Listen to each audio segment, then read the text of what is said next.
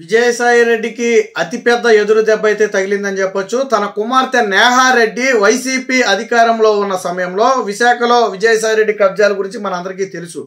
Bheemili beach సమీపంలో కెరటాలకు అత్యంత సమీపంలో కొన్ని కట్టడాలు అయితే నిర్మించడం జరిగింది. వాస్తవానికి నాడు అనేక కథనాలు వచ్చినా అధికారంలో ఉండాలి కాబట్టి ఎవరు పట్టించుకోలే.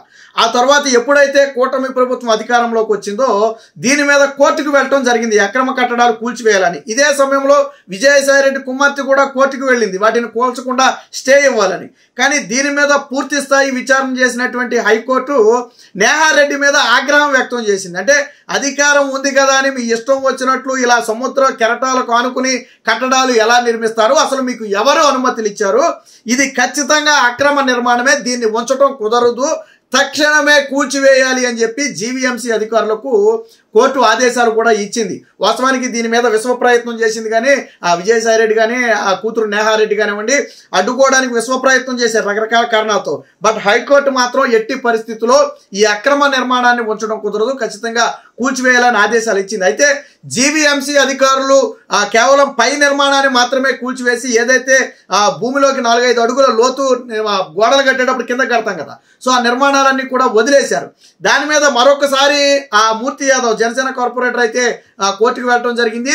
పై నిర్మాణం కూల్చివేసిన కింద నిర్మాణాలు అలాగే ఉండిపోయాయి, దానివల్ల ప్రకృతి సహసిద్ధంగా ఏర్పడిన ఇదంతా కూడా దెబ్బతింటుంది, ఖచ్చితంగా అవి కూడా తొలగించాలని ఆదేశిస్తే మళ్ళీ కోర్టు ఆ జీవీఎంసీ అధికారులకైతే ఒక డైరెక్షన్ ఇచ్చింది, ఖచ్చితంగా భూగర్భంలోకి ఉన్నటువంటి మొత్తాన్ని కూడా పెకలించి వేయాలి.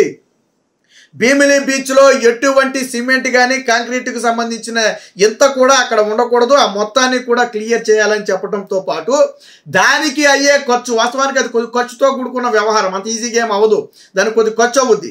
సో దానికి అయ్యే ఖర్చు మొత్తాన్ని కూడా నేహారెడ్డి నుంచే వసూలు చేయాలని చెప్పి కోర్టు ఆదేశాలు కూడా ఇవ్వడం జరిగింది. ఇది కూడా వైసీపీకి విజయసాయి రెడ్డికి అతిపెద్ద ఎదురు దెబ్బ. ఇక వైజాగ్లో అక్రమాల గురించి మనందరికీ తెలుసు. గతంలో విజయసాయి రెడ్డి వైజాగ్కి షాడో ముఖ్యమంత్రి అన్న పేరు కూడా చాలా సందర్భాల్లో వచ్చింది. దాదాపుగా 2.5-3 ఏళ్ల పాటు వైజాగ్లో ఎదురులేని నేతగా ఎదిగినటువంటి వ్యక్తి, పూర్తి స్థాయిలో వైజాగ్లో జరిగినటువంటి కబ్జాలన్నింటికీ కూడా కర్త కర్మక్రియగా ఉన్నటువంటి వ్యక్తి. నాడు వైజాగ్ ఎప్పుడైతే ఆ ఎగ్జిక్యూటివ్ క్యాపిటల్ అని చెప్పి జగన్మోహన్ రెడ్డి అసెంబ్లీలో చెప్పాడు, ఆ రోజు నుంచి వైజాగ్ మీద రాబందుల్లా వాలిపోయారు వైసీపీ బ్యాచ్. అడుగు జాగా కనపడినా దాన్ని కబ్జా చేయటం, ఏదైనా లిటిగేషన్లో ఉన్న వాటిని బెదిరించి భయపెట్టి తక్కువకు రాయించేసుకోవటం, ఖాళీగా ఉన్నట్టు మీద వెళ్ళి బోర్డులు బాతటం, జెండా బాతటం, ఇలా 1 కాదు 2 కాదు అనేక అక్రమాలు. అసలు వైజాగ్ ప్రజలు ఎందుకు భయపడ్డారంటే ఈ వైసీపీ నేతల నుంచి మా స్థలాలను మేము ఎలా కాపాడుకోవాలో అర్థం కావట్లేదని చెప్పి వైజాగ్ ప్రజలు భయపడిన పరిస్థితి. ఆ స్థాయిలో భూ కబ్జాలకు తెరదీశారు. ఆ కోణంలోనే వైజాగ్ భీమిలి బీచ్లో ఒక రకంగా ఏంటంటే అది ఒక టూరిస్ట్ ప్లేస్ లాంటిది, ఎక్కువగా జనం వస్తూ వెళ్తూ ఉంటారు.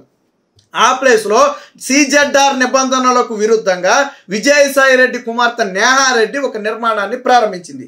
సిజెడ్ఆర్ నిబంధనలకు విరుద్ధంగా అక్కడ ఎటువంటి నిర్మాణాలు చేపట్టకూడదు, ఇది అందరికీ తెలిసిన విషయమే. కాకపోతే ప్రభుత్వం మనదైతే మనకి ఎదురేంటి, మనల్ని ఆత్మనే అధికారి ఎవడు, వాస్తవానికి దానికి ఎక్కడో అనుమతులు లేవు.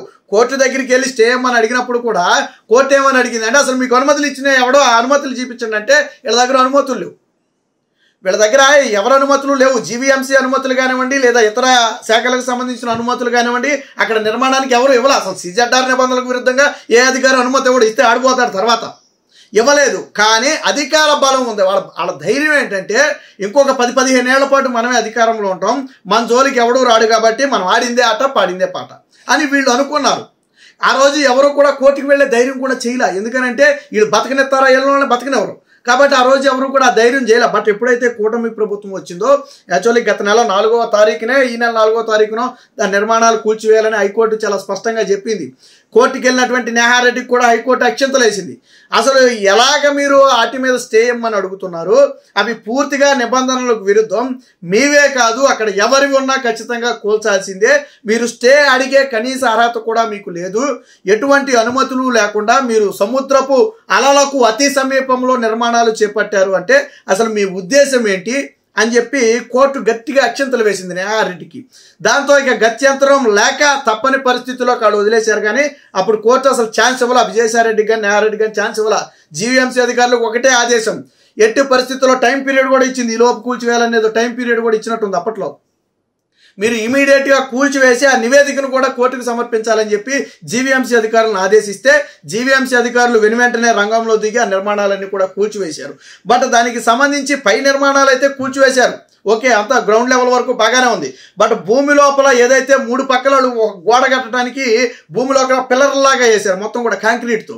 ఆ పిల్లర్లను తొలగించలేదు, ముందు భాగానికి సంబంధించిన ఇది కూడా తొలగించలేదు. ఇది అంటే వాస్తవానికి అది ఉన్నా కానీ దాని సహజ సిద్ధానికి విరుద్ధమే, అదంతా కూడా దెబ్బతింటుంది. కాబట్టి దాన్ని కూడా ఖచ్చితంగా తొలగించాలని చెప్పి మళ్ళీ కోర్టుకు వెళ్తే కోర్టు కూడా ఆగ్రహం వ్యక్తం చేసింది జీవీఎంసీ మీద. ఏమని, మీరు తొలగించినప్పుడు మొత్తం తొలగించాలి కదా, సగం ఎందుకు అక్కడ వదిలిపెట్టారు, మీరు అవసరమైతే తొలగించేసి ఆ డబ్బులు ఏదైతే ఈ తొలగించడానికి అయినటువంటి ఖర్చులు ఉన్నాయో, ఈ కట్టడాలకు కారణమైనటువంటి నేహారెడ్డి ఎవరైతే గతంలో పిటిషన్ వేసిందో స్టే ఇవ్వాలని, ఆ నేహారెడ్డినే నుంచే వసూలు చేయాలని చెప్పి జీవీఎంసీ అధికారులకు ఆదేశాలు కూడా జారీ చేసింది. దీంతో మొన్నటి వరకు జేసీబీలతో చేసినటువంటి వీళ్ళు ఈరోజు బుల్డోజర్లతో పాటు కొన్ని భారీ యంత్రాలను అయితే తీసుకొచ్చారు. ఎందుకంటే భూమిలో కొద్దిగా బలంగా వేసినటువంటి కాంక్రీట్ అంత ఈజీగా అదేమి రాదు, అందులోనూ బీచ్ సమీపంలో కదా, తీయటం కూడా కొద్దిగా కష్టమే, అంతా ఇసుక జారిపోతుంటుంది, మనం తెస్తుంటే ఇసుక అంతా జారిపోతుంటుంది. కాబట్టి కొంతమంది సిబ్బందితో పాటు కొన్ని భారీ యంత్రాలను అయితే తీసుకొచ్చి కొద్దిసేపటి క్రితమే ఈ తొలగింపులన్నీ కూడా మొదలుపెట్టినట్టుగా తెలుస్తుంది. సో మొత్తం పని పూర్తయిన తర్వాత దీనికి సుమారు ఎంత ఖర్చు అయిందనేది లెక్కగట్టి ఆ మొత్తాన్ని కూడా విజయసాయిరెడ్డి కుమార్తె నేహారెడ్డి నుంచి అయితే వసూలు చేసే అవకాశం ఉంది. మరి జగన్మోహన్ రెడ్డి ఎలాంటి వాటి మీద నోరు విప్పడు. ఇప్పుడు విజయసాయిరెడ్డి కూతురు వైజాగ్ బీచ్లో భీమిలి బీచ్లో అడ్డగోలుగా కట్టినటువంటి నిర్మాణాన్ని కోర్టు కూల్చివేయమన్నప్పుడు మరి దాని మీద నువ్వు స్పందించవచ్చు కదా, ఎందుకు స్పందించలేదు?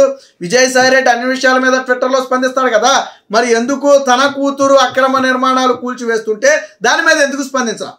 కోర్టు మీకు పెట్టింది చివాట్లే కదా, కోర్టు ఆత్మనేలితే ఏమంది, మీకు ఎంత పెచ్చబట్టింది ఏంటి? సీజెడ్ఆర్ నిబంధనలకు విరుద్ధంగా మీరు నిర్మించడమే తప్పు, అనుమతులు లేకుండా నిర్మించి మళ్ళీ అక్రమ నిర్మాణాన్ని ఉంచాలి అని కోర్టుకి ఎలా వస్తారని చెప్పి కోర్టు చివాట్లు పెట్టింది కదా. మరి దాని గురించి ఎవరు మాట్లాడరు, ఎందుకు మాట్లాడరు? విజయసాయిరెడ్డి కుమార్తె అక్రమ నిర్మాణాన్ని కోర్టు కూల్చివేయంటే ఎందుకు వైసీపీ నేతలు నోరు పెగలదు, ఎందుకు పెగలదో? అదే టీడీపీ నేతలు కూల్చివేస్తే సరే వాళ్ళు కూల్చేయమన్నారు, ఇదంతా కక్ష అని మీరు అనుకుందరు. కోర్టు కూల్చివేయమని చెప్పిందే కోర్టు.